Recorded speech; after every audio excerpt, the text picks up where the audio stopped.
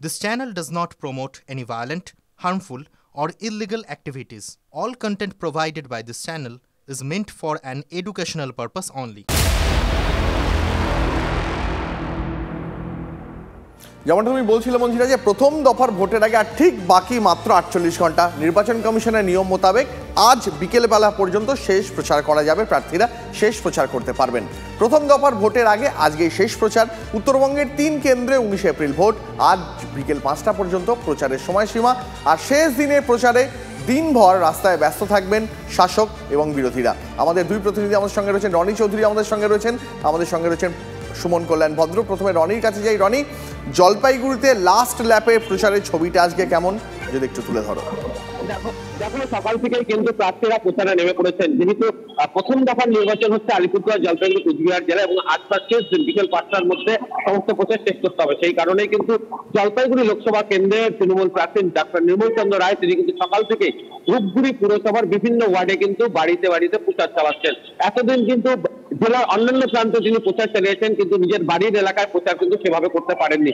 তাই শেষ মুহূর্তে কিন্তু নিজের বাড়ির এলাকা চেপে বেড়াচ্ছেন তৃণমূল প্রার্থী। তেমনি কিন্তু বিজেপি প্রার্থীও নিজের এলাকা জলপাইগুড়ি শহর এবং তার পার্শ্ববর্তী এলাকায় জোর কদমে প্রচার চালাচ্ছেন। এবং সেই সাথে বলে রাখা দরকার যে সিপিএম প্রার্থী তারাও কিন্তু চা বাগানের উপর জোর দিয়েছে। স্বাভাবিকভাবে সকাল থেকে পাওয়ারফুল প্রচারের ছবি। বেশ বিকেল 5টা পর্যন্ত সময় জোর কদমে প্রচার চলছে। আমি একটু সুমনের কাছেও যাই। সুমন, যে 3টে কেন্দ্র জলপাইগুড়ি, আলিপুরদুয়ার আর কোচবিহার, তার মধ্যে কোচবিহার তোমার জায়গা, সেখানে সব থেকে বেশি উত্তেজনা অন্তত এই প্রথম দফার নির্বাচনে শেষ ল্যাপের যে প্রচার, কি দেখছো ছবি? দেখো, সকাল থেকে আর কিছুক্ষণের মধ্যে প্রচার শুরু হবে। সকাল 10টায় কোচবিহার শহরে প্রচার করবে তৃণমূলের প্রার্থী জগদীশ বর্মা বসুনিয়া।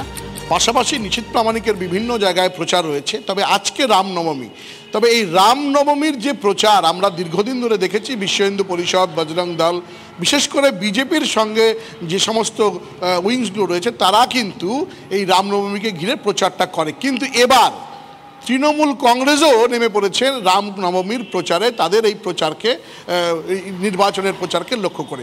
ফলে রামকে নিয়ে একটা নতুন উত্তেজনা কিন্তু আজকে দেখা যাবে, কারণ শাসক বিরোধী উভয়ই কিন্তু আজকের দিনে এই রামের প্রচারটা করবে।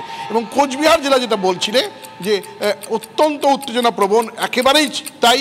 তবে এবারের নির্বাচনে যে সমস্ত মেজার্স নিয়েছে নির্বাচন কমিশন, তাতে কিন্তু গত কয়েকদিন ধরেই আমরা দেখছি অন্যান্যবার আমরা যে ছবিটা দেখতে পেতাম, এবার কিন্তু সেটা অনেকটাই কম।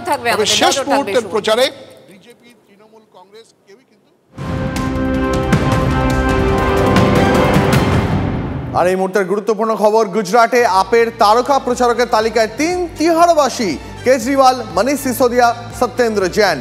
জেলে থেকে কিভাবে প্রচার, উঠছে প্রশ্ন।